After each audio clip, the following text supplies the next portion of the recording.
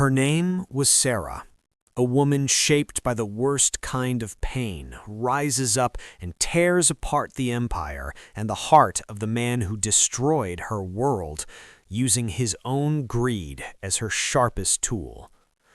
After her husband's cruel attack takes away their unborn son, a brilliant Mumbai architect plans the complete destruction of his business and his life with cold, quiet perfection, showing that the best kind of revenge is justice done with an ice-cold mind.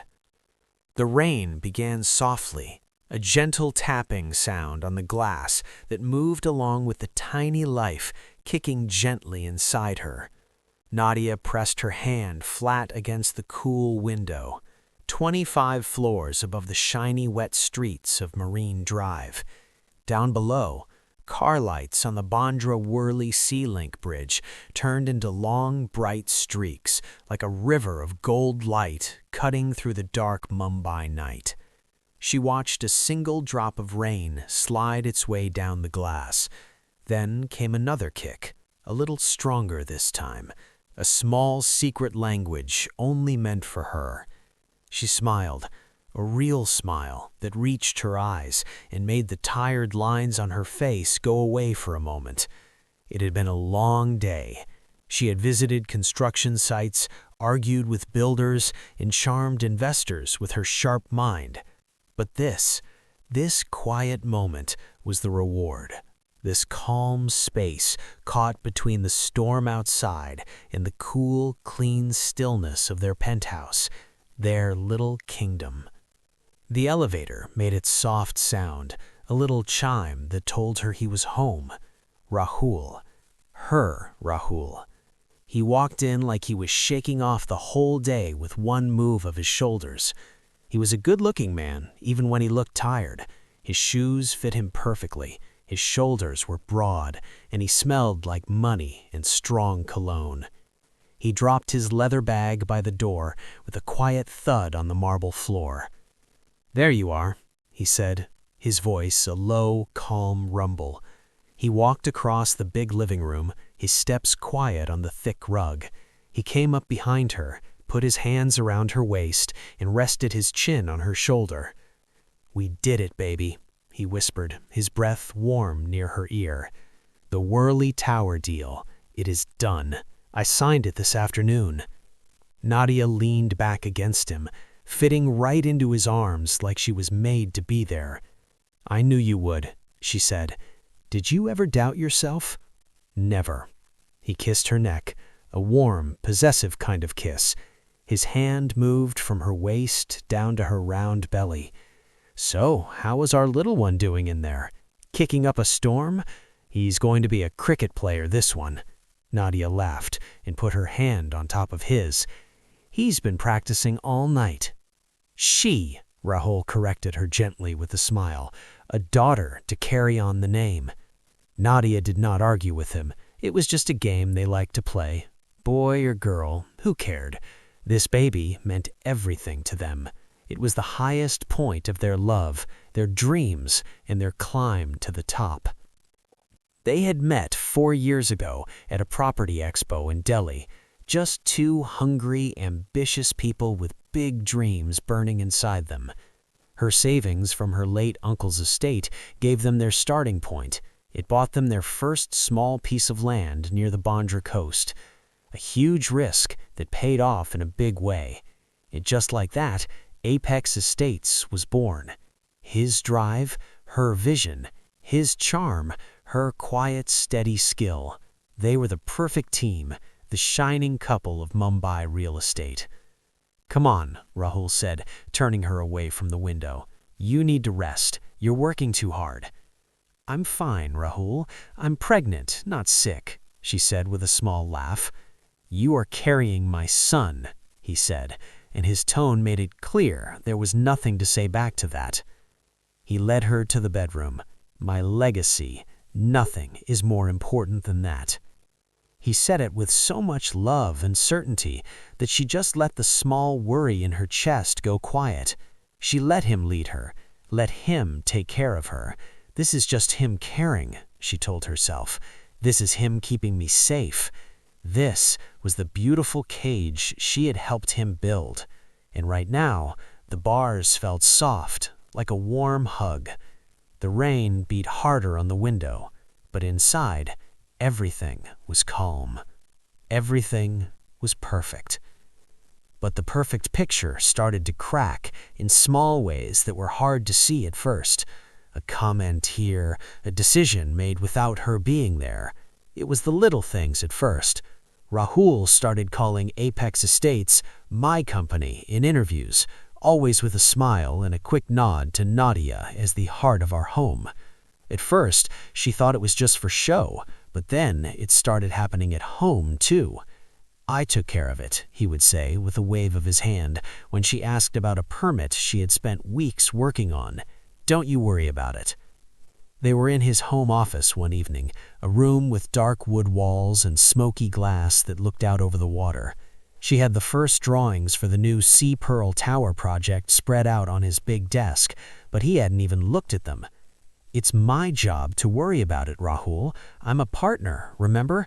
My name is on the company papers and on the land deeds we bought with my money, she thought, but did not say it out loud. He looked up from his phone, annoyed, like she was a child interrupting him. Nadia, you are pregnant. The baby should come first. Let me handle the stress. I am the man. It is my job to take care of everything. My work does not stress me out. I love it. And it is our company, Rahul. Ours. We built it together. He let out a long, dramatic sigh. He got up and walked over, taking her hands in his. His grip was a little too tight. Of course, my love, of course. But things are different now. The stakes are bigger. The people we deal with are not nice. I just want you to be safe. I want our child to be safe. His words sounded sweet, but the real message was loud and clear. Stay in your place. And her place was getting smaller with every passing day. He started asking questions every time she worked late, the same late nights they used to spend together, drinking bad coffee and dreaming about the future. Now those nights made him suspicious. Who are you with? He would ask, studying her face for any sign of a lie. The engineers, Rahul. We have talked about this before. The report on the marina site came in and we have to redo the foundation plan. You could have called me, he would say. You could have just asked them to send it by email. I am the main architect on this project. I had to be there in person. Then he would go quiet, his jaw tight. He would not say anything bad to her, not yet, but he created a feeling, a heavy cloud of doubt that filled up their beautiful empty penthouse. He started checking her phone when he thought she was sleeping. She knew because he was not very good at hiding it. She would wake up in the middle of the night and see the faint light of the screen, with his dark shape bent over beside her. The first time she said something about it, "What are you doing?" He dropped the phone like it had burned him. "Nothing. I couldn't sleep. I was just checking the stock markets." It was a bad lie, and they both knew it. The air between them was thick with all the things he was not saying out loud. She just felt so sad and tired. The man she loved, the man she was building a life with, was looking for problems that didn't exist in a bright, happy room. He was making his own poison and drinking it, but somehow expecting her to be the one who got sick. The cracks in the glass were getting bigger every day, and she was scared that the whole beautiful, fragile thing was about to break apart. The other developer's name was Vikram Mehta. He came from an old, wealthy family in Pune, the kind of man who had never had to fight for anything in his life. His company was one of the big players that Apex Estates had been happily challenging. There was no bad feeling between them, not from Nadia's side at least. It was just normal respect, a healthy competition that made her sharper at her job. Vikram was smart, and he saw that she was too. They had been on a city planning committee together, and she always enjoyed talking to him, sharing ideas with someone who truly understood the work. The text message that changed everything was completely innocent. It came on a Tuesday, night while Nadia was rubbing her sore back and going over some building plans. Heard you got the Sea Pearl contract. You beat us fair and square. We'll have to celebrate next time I see you. Well done, N." She smiled and typed back a quick, polite reply. "Thanks, Vic. It was a tough one. Talk soon." She put her phone down and did not think about it again. Rahul got home a couple of hours later in a very bad mood. A deal he had been counting on had fallen apart. He paced around the living room complaining about useless government workers and all the red tape in the city. Nadia just listened, trying to calm him down, waiting for him to run out of steam. She was in the kitchen making him some tea when she noticed that it had gone quiet in the other room.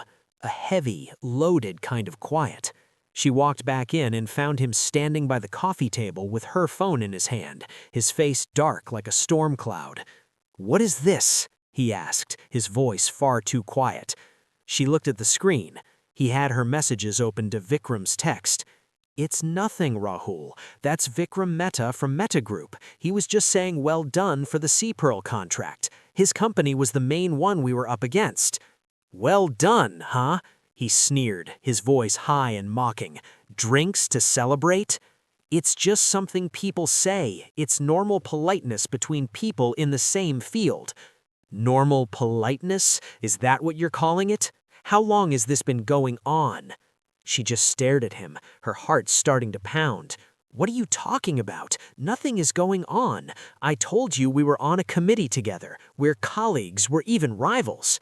"Rivals who share little private jokes? Rivals who call you N?"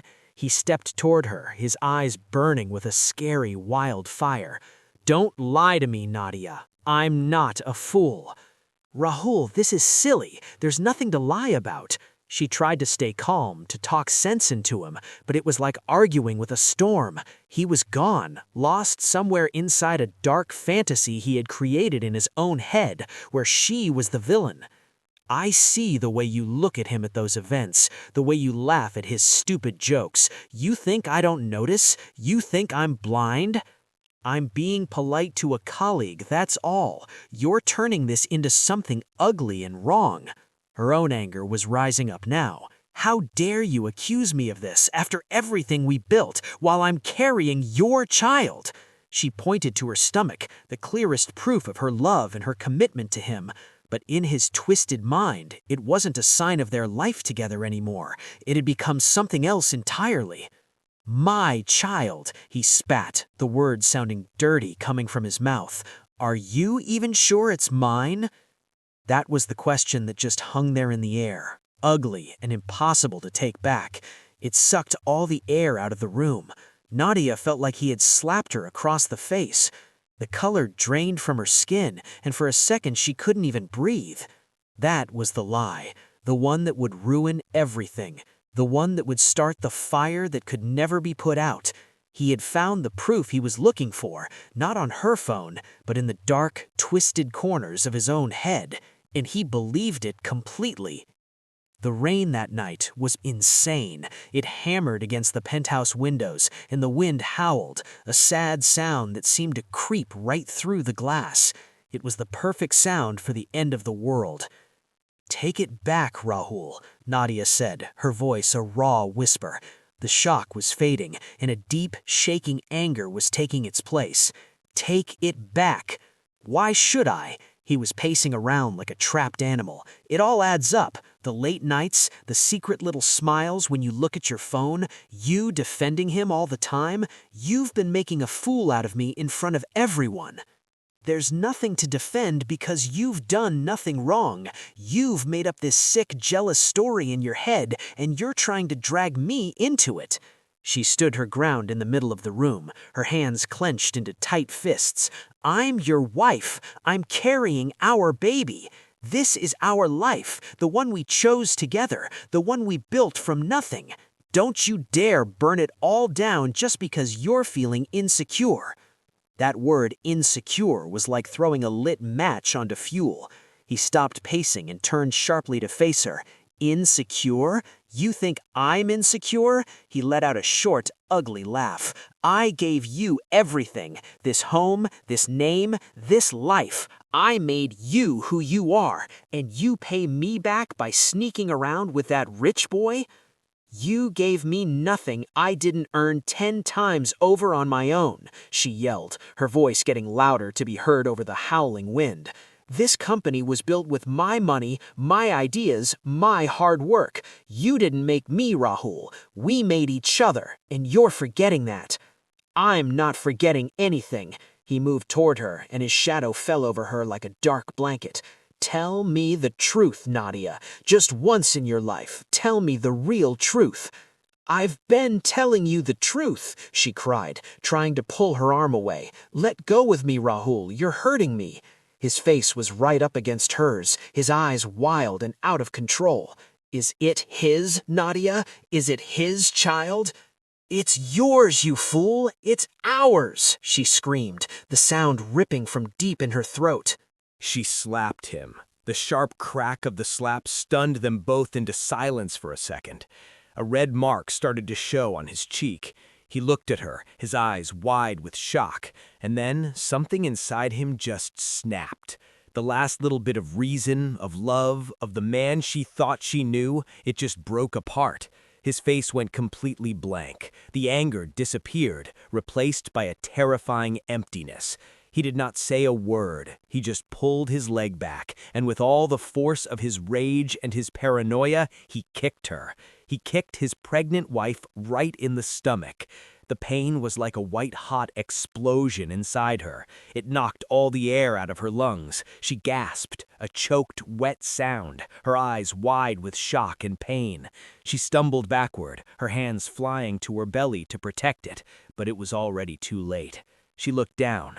A dark stain was spreading across her cream-colored dress, a red flower blooming right in the middle of the storm. The last thing she heard before everything went dark was her own scream, a sound so full of horror and grief that the howling wind just swallowed it whole. White. Everything was just white. The ceiling, the sheets, the walls, the color of nothing, the color of ghosts. Nadia drifted in and out of a fog of painkillers and a much deeper pain that no medicine could ever touch. She could hear quiet voices at the edge of what she could hear, the steady beeping of machines, a rhythm that was the complete opposite of her own frantic, broken heart. Bits and pieces of memory came back to her, the slick, terrifying feeling of warmth running down her legs, the frantic ambulance ride through the rain-soaked streets, its sirens screaming through the night, the masked faces of doctors looking down at her, their eyes full of sadness, Raoul's face, pale and horrified, shouting her name over and over. Or maybe she just imagined that part. She remembered a doctor, a kind woman with tired eyes, holding her hand gently. Her words were soft, but they hit like heavy stones. "We did everything we could, Mrs. Khatri. You were bleeding inside. We had to do emergency surgery to save your life." She took a deep breath before continuing. "I am so very sorry. The baby, your son, he did not make it." Son. It was a boy. The word echoed in the huge, empty space that had opened up inside her, a space that just yesterday had been full of life, of kicks and tiny movements, of dreams, of small fingers, and a whole bright future. Now there was just silence, a heavy, crushing silence where a heartbeat should have been. She had already picked out a name for him, a secret name she had whispered to her belly in the quiet of the night, a name that meant light, her little light, gone before he ever got a chance to shine in this world. The physical pain was there, a dull, steady throbbing that reminded her of what he had done, but it was nothing, absolutely nothing compared to the emptiness. The grief was a real heavy thing, a weight on her chest that made it hard to take a breath. It was a cold thing coiled up in the pit of her stomach where her son used to be. They told her Raoul was outside, that he had been there for days, playing the part of the sad husband, the grieving father-to-be. He had told them she had fallen, a tragic accident on the slippery marble floor. A believable lie. He was good at telling lies. She refused to see him. Just the thought of his face, his voice, his touch made her feel sick inside. The love she had had for him, a love that had been her whole world, had been burned away in one single brutal moment. It was gone, and in its place, something else was starting to grow in the burned ground of her soul. It started as a tiny spark, a cold little flame in the middle of all her grief. It was an ember of pure, raw hatred. It was the first thing she had felt besides pain and loss since she had woken up in this white room. And as she lay there, staring at the blank ceiling, surrounded by the silence of what could have been, she fed that spark. She fed it with every memory of him being controlling, every time he dismissed her, every paranoid accusation he had thrown at her. She fed it with the ghost of her son's kicks, with the echo of her own scream. The grief did not break her, the pain did not shatter her, it shaped her. It burned away the soft, loving woman she used to be and hammered her into something new, something hard and sharp and impossible to break. Her purpose became crystal clear, a single sharp point in the wreckage of her life. She would not just survive, she would not just heal, she would make him feel it. She would make him feel just a small piece of the pain he had caused her so easily. She would not just take his company, his money, his good name. She would take his hope. She would take his future. She would hollow him out, just like he had hollowed her out.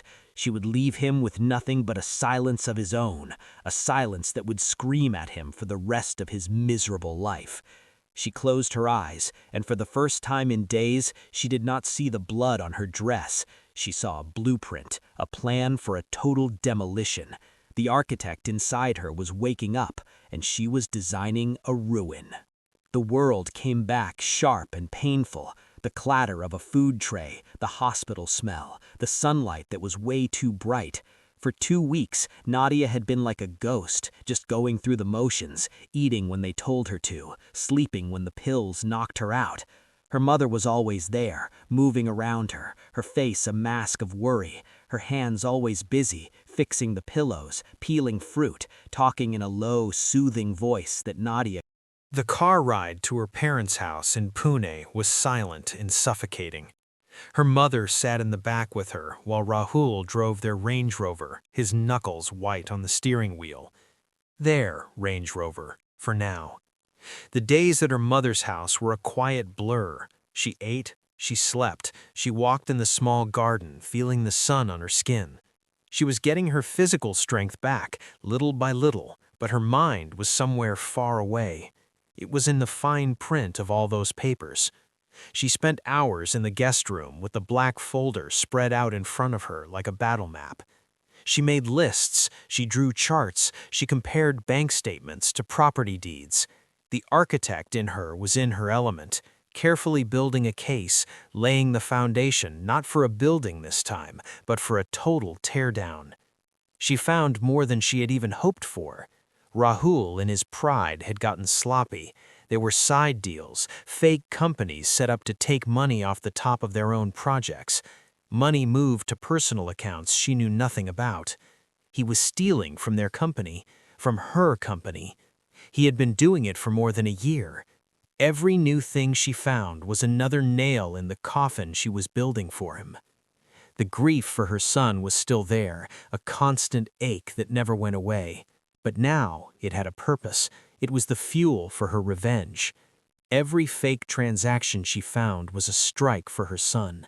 Every lie she found in the paperwork was something she would use to bring him down. He called every day. He sent long messages full of apologies and love. She read every single one of them, her face blank and still. She was studying him, learning the rhythm of his desperation. He was just information now.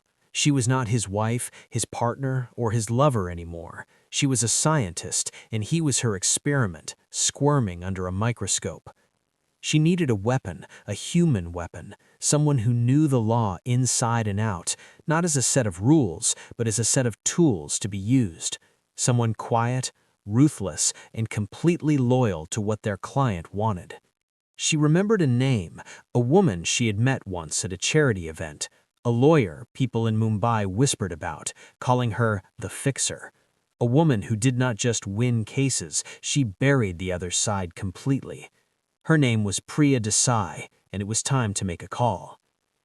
Priya's office was not what Nadia expected. It was not in one of those shiny new towers in the business district.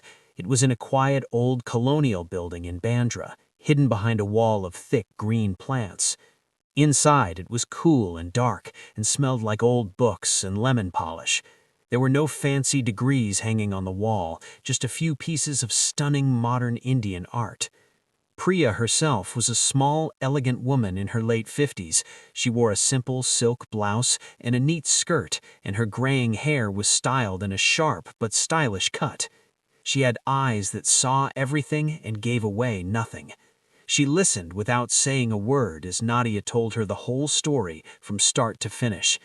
She did not offer any sympathy or empty words of comfort. She just listened, her fingers steepled under her chin. When Nadia was done, she slid the black folder across the polished desk. "This is the proof," Nadia said, her voice steady and calm. "His financial crimes, and the documents that prove I am the majority shareholder and the legal owner of the most important assets." Priya opened the folder. She spent a long time looking through the papers, her sharp eyes not missing a single thing. The silence in the room was only broken by the distant hum of traffic outside and the soft rustling of paper. Finally, she looked up. "He is a fool," she said. It was just a simple fact, stated without any emotion. Arrogance is always the thing that costs you the most in the end. She closed the folder. "What is it that you want, Mrs. Khatri?" "My name is Mehrotra," Nadia corrected her calmly. "Nadia Mehrotra." Priya gave a small, approving nod. "Miss Mehrotra, what is your goal here? A divorce? A settlement? Do you want to press charges for the assault?" Nadia took a deep breath.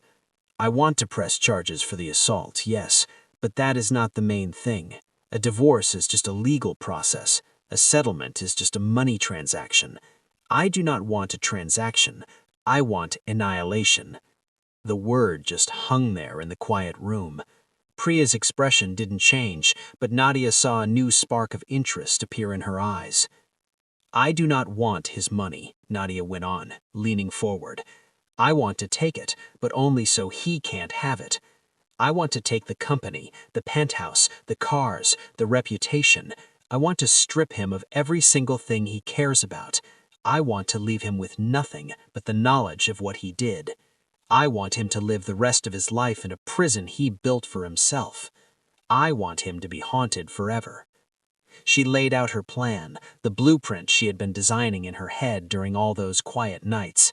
It was not just about lawyers and money, it was about psychology. It was about using Rahul's own biggest flaw, his possessive, jealous paranoia, as the main weapon against him. "I had been accused of cheating," Nadia said, her voice dropping to almost a whisper. "I want to make that accusation feel real to him. I want to create a world where he is surrounded by the ghosts of affairs I never had. I want his business partners, his friends, the whole world he fought so hard to conquer, to see him the way he sees me, as a liar, a cheat, and a fraud." Priya listened, her eyes fixed on Nadia's face. She was not just looking at a client anymore, she was looking at a kindred spirit. Priya had built her whole career on the ruins of men just like Rahul Khatri. This is not a legal strategy. Real time. He started snapping at his staff, accusing them of spying on him. He got jumpy in meetings, his mind clearly somewhere else entirely. He was looking for an enemy he could see, a rival he could fight face to face. He never once suspected that the enemy was a ghost, a woman he thought was broken and grieving in her mother's house, quietly pulling the strings that were making him come apart at the seams. The Mumbai real estate world was small and full of gossip. Your reputation was everything in that world. The annual property and investment gala at the Taj Hotel was the biggest social event of the year. It was a night of fancy dresses, champagne, and billion-rupee deals being made in quiet corners. It was the perfect stage for the next act of Rahul's public humiliation. Rahul went alone. Nadia had said she was still recovering. He looked lonely, trying his best to act confident, but the rumors about him had already started to spread. Whispers about his marriage problems, his strange and erratic behavior. He looked haunted and out of place. Priya's first actor was a stunning woman in a slinky red dress. She was a known actress from the film world. She walked up to Rahul at the bar, flashing a brilliant smile. "Rahul, darling," she said, loud enough for everyone nearby to hear. She threw her arms around his neck. "I have not seen you since that weekend in Goa. You naughty boy. You never called me after." Rahul froze, looking completely confused. He had never seen this woman in his life. He tried to gently push her away. I'm sorry. I think you have the wrong person." The actress pulled back, putting on a perfect hurt expression. "Wrong person? Rahul, do not be like that. Not after what we shared together." She lowered her voice to a loud whisper. "Is it because of your wife? I heard you two were having some problems. Don't worry, your secret is completely safe with me."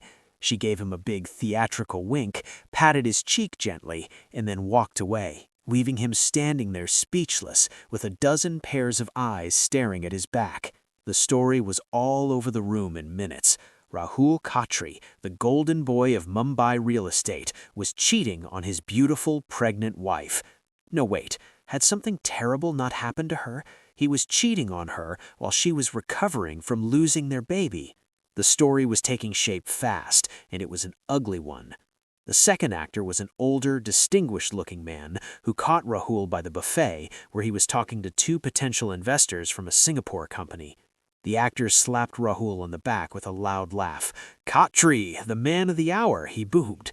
He turned to the investors. "This man is a legend. The things he can build are incredible, and his taste in company is just as impressive." He winked at Rahul. "That little place you told me about in Santa Cruz near the beach, my friend, you were right. Amazing and very private." Rahul's face went pale.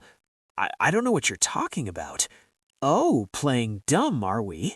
The man chuckled. "Don't worry, boys. His business sense is much sharper than his memory." He patted Rahul's shoulder again and walked off, leaving a toxic silence behind him. The Singapore investors looked at Rahul with new, cold eyes. A husband you could not trust was often a business partner you could not trust either. The seeds Nadia had planted were now a thick, tangled mess of doubt and suspicion. The gossip blogs and social media influencers who were getting anonymous tips from Priya's office were having a field day.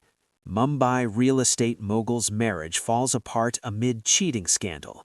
Sources say Rahul's erratic behavior is now threatening the Apex Estates empire. His picture was everywhere, next to grainy photos of him yelling on the phone or looking a mess while leaving a bar late at night. His paranoia, which used to be a private problem between them, was now a public show for everyone to see.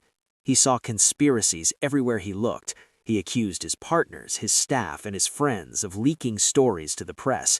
He became an outcast in the very world he had fought so hard to enter and conquer. He was so busy fighting the fake lovers Nadia had invented that he never saw the real attack coming, the one aimed right at the heart of his empire. While Rahul was busy chasing ghosts and fighting a social media war, Nadia and Priya were getting ready to deliver the final blow.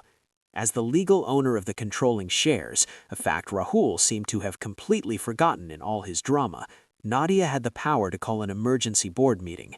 The board of Apex Estates was made up of 5 people: Nadia, Rahul, and 3 outside investors they had brought in over the years. They were serious, numbers-focused people who cared about stability and profit more than anything else. They were already nervous about all the bad press Rahul was getting. Priya timed the meeting perfectly. She set it for a Monday morning and sent the official notice on Friday evening, so Rahul had almost no time to prepare himself. The agenda was kept vague on purpose, a review of the third quarter financial performance and corporate governance. Rahul showed up to the boardroom late, looking angry and flustered. He had clearly been caught completely off guard.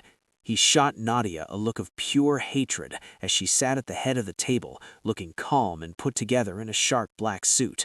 It was the first time they had been in the same room since the day he had driven her to her mother's house. She met his gaze without flinching, her eyes as cold and hard as stone. "What is the meaning of this, Nadia?" he demanded, ignoring the other board members completely. "You called a meeting behind my back." "It is my right as the majority shareholder, Rahul," she said, her voice even and clear. "Please have a seat. We have a lot to go over today." The meeting started. Nadia, with Priya sitting quietly beside her as her lawyer, took the floor. She didn't talk about their personal life. She talked about numbers, facts, and responsibility. One by one, she presented the files. Each one was a perfectly documented case of Rahul's financial mistakes and crimes. The fake company he had used to give an overpriced construction contract to a business he secretly owned. The money he had moved from the marketing budget to a personal offshore account. The unauthorized loans he had taken out against the company's assets to fund a risky land deal that had failed badly. She laid it all out with the cool, detached precision of an architect explaining the flaws in a building's design. The room was completely silent, except for the quiet rustling of paper as the board members looked at the proof in front of them. Rahul's face went from angry red to a sick, pasty white. He stammered, denying everything, claiming the documents were fake, that it was all a big misunderstanding, a campaign run by Vikram Mehta to destroy him. "Mr. Mehta has nothing to do with this," Nadia said coolly. "This is your signature, is it not, Rahul?" She put a document up on the screen for everyone to see, a wire transfer for 50 crore rupees to an account in Singapore. And this one, and this one. He was trapped. The evidence was impossible to deny or argue against. The other board members looked at him with pure disgust. They weren't just looking at a man who committed fraud. They were looking at a man who put their money at huge risk. "Given these findings," Nadia said, her voice ringing with authority, "and according to the company's rules about gross misconduct, I am calling for a vote of no confidence in Mr. Rahul Khatri." It was a slaughter. The vote was 4-1, with only Rahul's own useless vote for himself. He was stripped of his titles, his power, his salary, and his spot on the board in one single session. In 30 minutes, he had gone from being the king of Apex Estates to a disgraced nobody. He just stood there stunned as the meeting ended, and the other members filed out, refusing to even look at him as they passed. Only Nadia and Priya were left in the room. "You!" he whispered, his voice shaking with rage and disbelief. "This was you! All of it!" Nadia stood up and walked toward him. She stopped just out of his reach. "Yes," she said softly, "this was me." She turned and walked out of the boardroom, leaving him alone in the glass-walled room he had helped build. As the ruins of his empire came crashing down around him, he went straight from the boardroom to the penthouse, looking for the last piece of his kingdom, the one place he still felt like he was in charge of. He found that the locks had been changed. He stood there in the quiet marble hallway, fumbling with his key, not understanding why it would not work. He jiggled the handle and then started pounding on the door, his voice echoing down the empty hall. "Nadia! Nadia! Open this door! What is this? What have you done?" The door stayed shut. A few moments later, a security guard from the building showed up with a serious-looking man in a plain suit. "Mr. Khatri," the man in the suit said. He was a court server. "You need to leave this building." "Leave? This is my home!" Rahul yelled, his face turning purple with rage. "Not anymore, sir," the server said calmly. He handed Rahul a thick envelope. "This is a court-issued restraining order. You have to stay 500 meters away from Miss Nadia Mehrotra at all times. And this," he handed him a second envelope, "is an eviction notice. Since Miss Mehrotra is the sole owner of this property, she has the right to remove you from it. You have 24 hours to collect your personal things. You can schedule a time to do that with Miss Mehrotra's lawyer." David stared at the papers in his hand like they were written in a language he did not understand. The legal words, the official stamps, the cold and impersonal language. Sole owner, terminate your residency, restraining order. It was impossible. It had to be a nightmare. He looked from the papers to the closed door, the door to the home that held all the symbols of his success, the art they had collected together, the view he had loved so much, the life he had built, and it was all gone, just snatched away from him in an instant. He had lost his company and his home in a single afternoon. The brutal speed of it all was shocking. This was not a messy, emotional breakup. This was a strategic demolition, planned and executed with perfect precision. He finally understood. The rumors, the public scenes at the gala, the board meeting, it was all connected. A perfectly planned campaign to strip him of every single thing he had. And the architect of it all was the one person he had never, ever considered a threat. The quiet, gentle woman he thought he had broken completely. He stumbled back from the door, the papers falling from his numb fingers onto the marble floor. The security guard just watched him, his face blank and without any sympathy. Humiliation washed over him, hot and choking, like a wave he could not escape. He turned and ran, escaping the silent judgment of the hallway and the ghost of the life he did not have anymore. He didn't know where he was going, he just knew he could not stay there any longer. He was an exile in his own city. The next few days were just a series of losses, one after another. Each one felt like another piece of him was being cut off, leaving him smaller, weaker, and more vulnerable with each blow.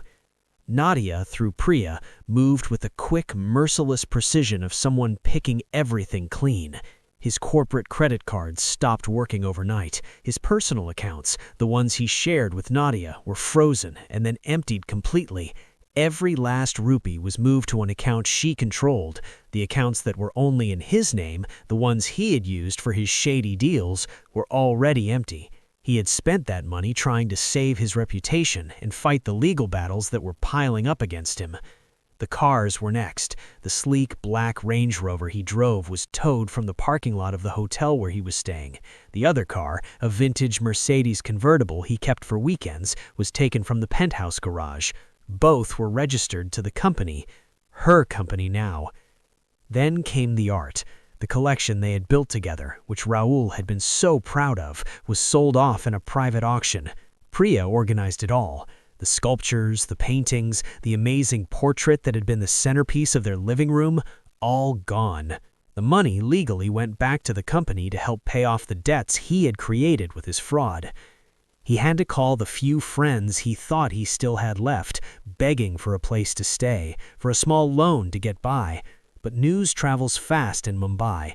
Nobody wanted to be seen with a man who had been so publicly and completely ruined. His calls went to voicemail, his pleas for help were met with awkward silence and lame excuses. The same people who had slapped him on the back and drank his champagne at parties now looked right through him like he was invisible. He had nothing left. He sold his watch, a luxury piece that had been his ultimate status symbol, for almost nothing, just to pay for a room in a dirty, cheap hotel on the other side of the city, a world away from the glittering towers of the business district. The paranoia Nadia had so carefully built now completely consumed him. He saw her hand in everything, every bit of bad luck, every slammed door, every person who looked away was part of her grand conspiracy against him. He would sit in his small hotel room with the curtains closed, muttering to himself, trying to put together the puzzle of his downfall. He was right, of course, it was all her doing. But the truth was so much worse than his paranoid fantasies. He thought he was being punished for an affair that never happened, for a crime he had not committed. He still hadn't figured out the real reason behind everything. He didn't understand how deep the wound he had given her was, and the terrible, patient revenge that had grown from it like a dark flower. He was a man being haunted, but he still didn't know the true name of the ghost. Months went by. The rainy season ended, and the dry, dusty season began. Mumbai moved on, as it always did. The city has a short memory and is always hungry for a new scandal. Raoul Khatri was old news by now, just a warning story people told at dinner parties before quickly forgetting about him. He was a ghost long before Nadia was finished with him. He had lost the spark that once made him who he was, the ambition, the charm, the confidence. It was all gone, leaving behind a hollow, haunted man. He lived in a rundown apartment in a crowded neighborhood on the outskirts of the city. The constant noise, vendors shouting, car horns blaring, the non-stop thumping of a neighbor's generator was a constant torture to his frayed nerves. He had lost weight. His expensive suits were gone, replaced by worn-out, baggy clothes. His eyes were always wide, darting around, searching for the enemies he was sure were still out there plotting against him. He would talk to himself, making up wild theories about a huge conspiracy involving Vikram Mehta, the Singapore investors, the woman in the red dress, all led by some shadowy figure he couldn't quite name. He was so lost in the story Nadia had written for him that he couldn't see the truth anymore. He had hit rock bottom. He wasn't powerful anymore, he wasn't rich, he wasn't respected by anyone, he was invisible. He was nothing. He spent his days wandering the crowded streets, a ghost of failure in a city full of life and energy. He saw billboards for Apex Estates with Nadia's face on them, smiling, confident, the new celebrated CEO. The company was doing wonderfully under her leadership. She had rebranded, launched new affordable housing projects, and was being called a visionary by the press. Her legacy had been completely erased and rewritten by her. Sometimes in the middle of the night, a different memory would surface. A memory he had pushed way down deep, buried under layers of self-pity and paranoia. The memory of a scream. The feeling of his foot hitting her soft stomach. The sight of blood spreading across her dress. He would wake up from these dreams, sweating, his heart pounding hard, a tiny flicker of the awful truth trying to break through the walls he had built. But he would always push it back down. It was too horrible to face. The accident. It was a tragic accident. He had to believe that because if he did not, he would have to accept that he was a monster. He was broken. He had nothing. He was consumed by guilt he refused to admit to. He was ready for the final act. The invitation came on a crisp, dry morning. It was not a letter or a phone call. It was a message delivered by a motorcycle courier. A single, clean, white card in an unsealed envelope. The card had just an address and a time. An address in an industrial area near the docks, 3 o'clock in the afternoon. That was all that was written on it. There was no name, but he knew. He knew it was from her. A tiny, insane spark of hope lit up in his empty heart. After all this time, she was finally reaching out to him. Maybe her anger had cooled down at last. Maybe she had seen what she had done to him and felt a little bit of pity. A memory of the love they used to share. Maybe this was it. A chance to make things right. A lifeline. A chance to get even a small piece of his life back. He spent the very last of his money on a dry-clean shirt and a taxi. He could not stand the idea of showing up on a crowded, sweaty bus. He had to look like some version of his old self, even if it was all just a lie. The taxi took him deep into an area of warehouses and factories, a part of Mumbai he had only ever seen from above in a plane. The address was a huge, newly renovated warehouse. It was painted a stark, matte black. A single, large door was open just a crack. He paid the driver and walked toward the building, his heart pounding with nervous hope. He pushed the door open and stepped inside. The place was huge, empty, and silent. The floors were polished concrete, and the ceiling was a web of steel beams way up high above him. Sunlight streamed in through big skylights, lighting up the dust floating in the air. It was like a stark, empty cathedral. And in the very center of the huge space, she was waiting for him, Nadia. She was not the woman he remembered. The softness was gone completely. Instead, she had this powerful stillness about her, like a calm sea before a great storm. She was wearing a simple, elegant white dress, the color of ghosts, the color of the hospital room where their world had ended. She looked powerful, calm, and completely untouchable. He started walking toward her, a desperate, pleading smile on his face. "Nadia," he said, his voice cracking with emotion, "you came." "I was already here," she replied, her voice calm and even, echoing a little in the huge space. "This is my latest project. We are turning it into a job training center for young people from poor families, a place to build futures." The casual way she mentioned her success, her charity work, was like a small, sharp punch to his chest. He hesitated, the pleading smile vanishing from his face. This did not feel like a reconciliation at all. "Why did you ask me to come here?" he asked, his voice now a weary whisper. "Because I wanted you to see it," she said, her eyes meeting his for the first time. They were clear, cold, and had no pity in them at all. "I wanted you to see what you can build from ruins." She took a step toward him. "And I wanted to tell you a story. The story of how you ended up here, in this place, with nothing."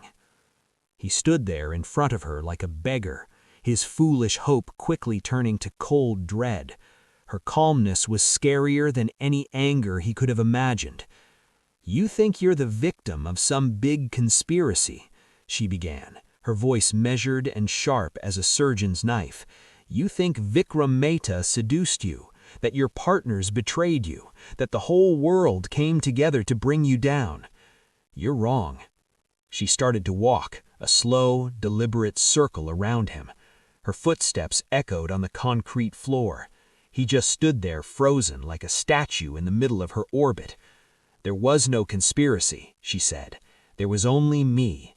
Every single step of your downfall was a step that I planned and carried out myself." She told him everything, calmly. Piece by piece, she laid out her revenge, connecting every single action to his betrayal. "You accused me of having a lover," she said, her voice dropping a little lower. "So I gave you lovers. Remember the woman in the red dress at the Taj Hotel, the one who said she knew you from Goa?" She paused for a moment. "I hired her. She's a very good actress. I paid her well for 5 minutes of work. A bargain, I thought, just to see the look on your face." Raoul stared at her, his mouth hanging open. The memory, so vivid and so humiliating, now replayed into some kind of sick play written just for him. "The man who talked about your taste in Santa Cruz?" Nadia continued, her voice never wavering for a second. "Also an actor. The mysterious text messages from a strange number? That was me, from a burner phone I bought at a shop in the market. The flowers, the accidental bills at the restaurant, the rumors I fed to the blogs through my lawyer's office, all me, every single one of them." She walked him through the financial takedown, explaining clearly how his own fraud was the very weapon she had used to kick him off the board. She described the eviction, the cars being taken, the accounts being emptied one by one. Each one was a cold, calculated move in a game he never even knew he was playing. "You thought you were absolved because of the vague wording in our marriage," she said, stopping right in front of him again. "You never remembered that my name, my real name, Nadia Marathra, was on every single founding document of the company that was built with my money and my work. You saw me as just a part of you, a tool for your own ambition. You never saw me as a partner. You never truly saw me at all. That was your biggest mistake." He was shaking now, the carefully built walls of his paranoia crumbling to dust, revealing the stark, unbearable truth underneath. He was not the victim of some big conspiracy. He was the victim of one person's focused, brilliant, and patient plan. His ruin was not bad luck. It was a blueprint drawn up with care and executed with perfection. "Why?" he whispered, the question sounding small and pathetic in the big, empty space. Nadia's face, for the first time, showed a flicker of emotion. It was not anger. It was a deep, bottomless sadness. "You still don't get it, do you? After all of this, you still don't understand what you took from me. You think this was about the company?" she asked, her voice full of a pity that was more insulting than hate ever could be. "You think this was about money? About your pathetic, made-up affairs? David, those things are nothing. They're dust. You could have cheated on me 1,000 times over. You could have bankrupted the company completely. I would have left you. I would have been hurt, but I would have gotten over it in time." She took one last step toward him, closing the space between them completely. She was so close now that he could see the tiny gold flecks in her dark eyes. He could smell her faint, clean perfume. "This was not about what you did to me," she said, her voice dropping to a close, chilling whisper. "This is about what you did to him." He flinched, a gut reaction to the unspoken thing that hung between them in the air, the thing he had never let himself truly face, not even once. "You hit me," she said. The words were simple, brutal facts. "You kicked me, your pregnant wife, and you killed our child."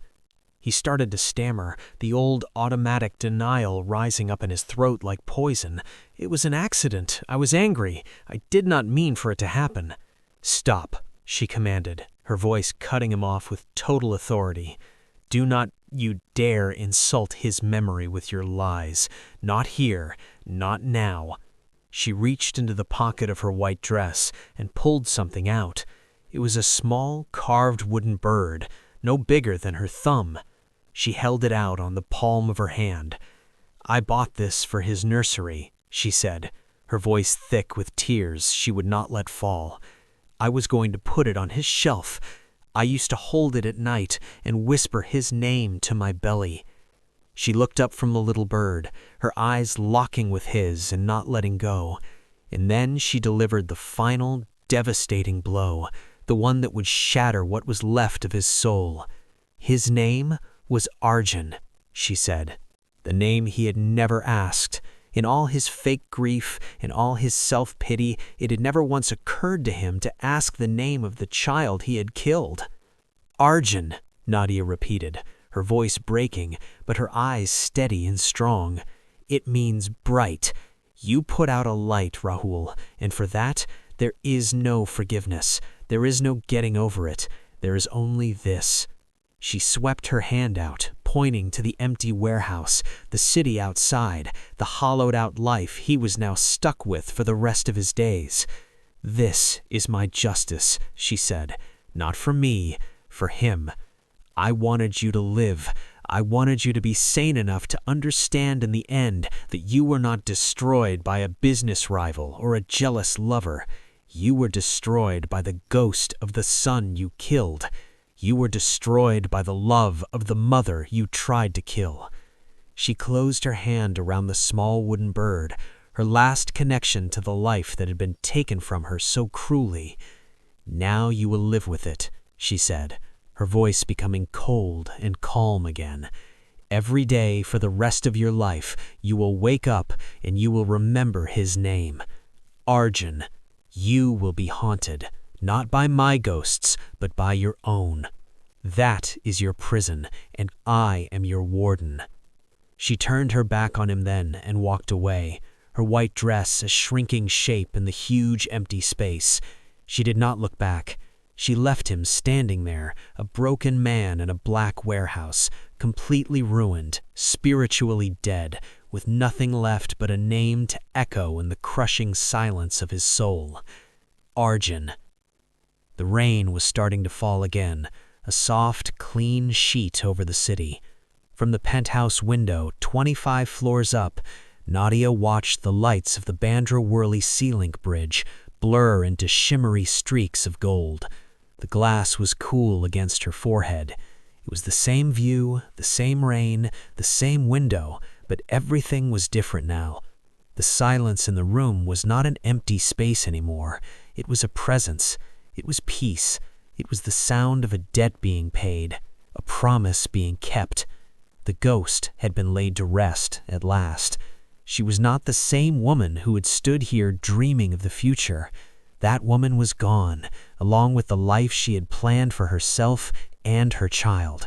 But in her place was someone stronger, someone who had walked through fire and come out not burned, but forged into something unbreakable. She placed a hand on the cool glass, her breath making a small fog on the window. She thought of the little wooden bird now, sitting in a small velvet-lined box in her dresser, a memorial, a reminder of what was and what could have been. The kicks were long gone. The emptiness was still there, but it did not ache with the sharp edges of rage anymore. It was a quiet space now, a space she had learned to carry with her, a space that belonged to Arjun and only to Arjun. She was the sole owner of this view, of this life, of her own future. She had built it from the ruins of everything that had been taken from her. And as she watched the rain wash the city clean under the glow of 1,000 lights, Nadia Meharatra took a deep, steady breath and felt the quiet, deep, and unbreakable strength of a survivor. The storm was finally over.